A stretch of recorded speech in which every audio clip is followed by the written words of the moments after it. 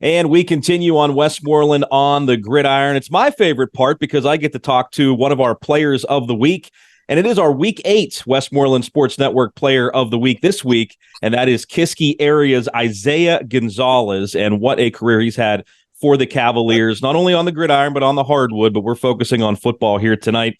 Last week against Fox Chapel, we had 4 catches for 109 yards, 2 touchdowns, plus a long interception return for a score as well. Zay, thank you so much for taking some time out tonight and joining us. Thanks for having me. Well, let's get started. You know, everyone wants to talk about offense, and you put up some monster numbers, but I want to talk about defense first because I know you kind of head things up on that side of the football, and you only give up 8 points against Fox Chapel. What was working so well for you guys defensively against the Foxes last Friday? Well, going into the game, we stopped the run pretty early. They had that 1 touchdown after that, but after that, we shut it down pretty much. Our linebackers did a good job. Our D-line got a good job getting to the quarterback and not having him as much time to throw. I know on defense at every level, they say if you stop the run, you can handle the run, you can kind of control the offense from a defensive perspective. Is that kind of what Coach Albert preaches, to stop the run first? Yeah, we stopped the run. He has confidence in our secondary to make plays. So if our defense just gets to the quarterback, stops the running back, I'm pretty sure our secondary has a pretty good chance at locking down these wide receivers. Now, I know it was a non-conference win, but you guys are still eligible for playoffs. So you want to be playing your best football, especially going into this week against Armstrong. So, when you keep that in mind, how big of a win was that against Fox Chapel and the way that you played, now coming into this game against Armstrong, even though it was a non-conference game? Yeah, although people may think that the last game wasn't important, to our team as a whole, we think that game was important just as much as Highlands was. So going into Fox Chapel, we wanted to try to dominate as much possibly as we could to heading into this week coming up, and just dominate them as well. Yeah, that's a great mindset to have. Now, take me through the interception return. It was a long one, 85 yards. What did you see? Anything tipped off from the quarterback? Did he look your way? Kind of what did you see on defense, and how were you able to, pick it off and return it 85 yards? So on film, I saw that they ran just strictly post and post corners. So I was already playing off at the point. So as the ball was snapped, I was in my back pedal, and the quarterback threw the ball directly to me. So I caught the ball, and then Avon Shirley, he said he had a block. He helped me a little bit. So I broke off of him and hit the sideline, and I see 2 linemen running after me, and I was like, there's no way these are catching me. So I got past them, saw grass, just got to the end zone, celebrated with my guys. Yeah, if one of those linemen would have got you, man, no one would have let you live that down. Oh, yeah. So everyone in practice always says I'm slow, so I had to show a little bit of speed in that. I don't know about that. Come on. But they got to get you a little bit. But that was crazy. Is that the longest return you've ever had for an interception? Yeah, I had 2 interceptions last year, but I got tackled as soon as I got it. So getting this pick 6, especially, I got the pick 6 for, Brendan Moore. Mm-hmm. So he got hurt, and then he couldn't play the last couple of games. So I went after my second touchdown, I went to the sideline, gave him a hug.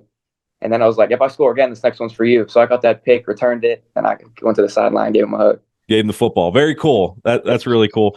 I know you have a great relationship with a lot of guys on your team, but the relationship you have with Carson Heinley, I asked Carson about it, last week. I know you guys are boys on and off the field, but from your perspective, kind of tell us what makes your relationship so special on the field and then off the field. Starting from last year, we built a connection mid-season. So when Dom got hurt, me and him go to a bigger type of bond.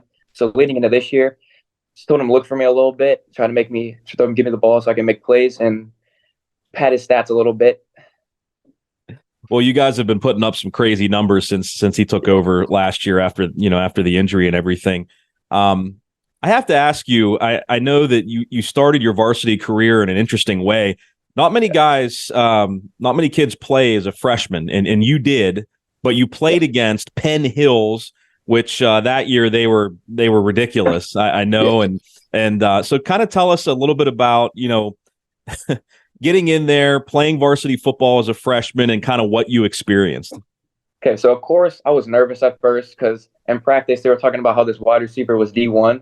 So when Kenny got hurt, they put me in there, and then I got a couple tackles off him, and the next play he ran for a big touchdown on me. Then I was like, I don't know if I can do this.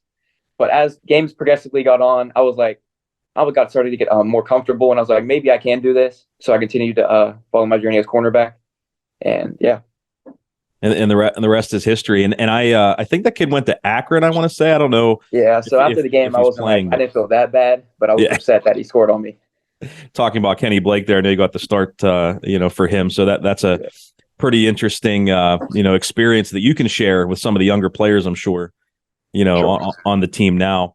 I know you're a big time basketball scorer as well. I think you've led the team in scoring the last couple of years, and I know you're focused on football. You guys have, opportunity to make a playoff spot and stuff. But if you look ahead a little bit, Zay, talk about what you guys expect in basketball this year. It should be a pretty tough team this year, correct?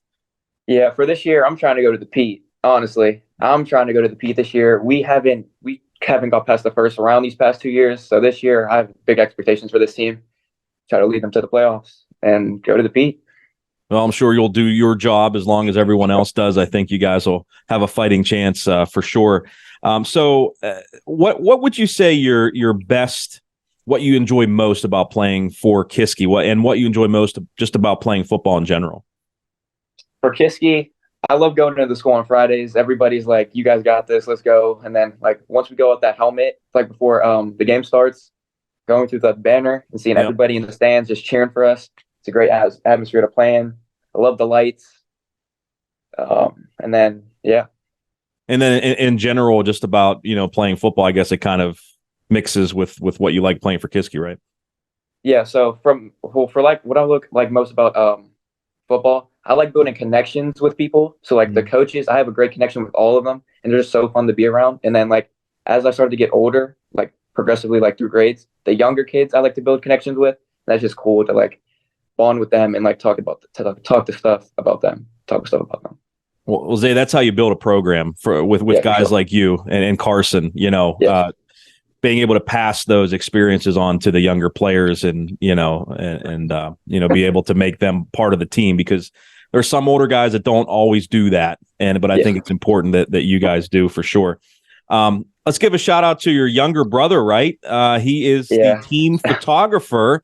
Have you, has he taken a lot of nice shots of you? Have you critiqued him a little bit?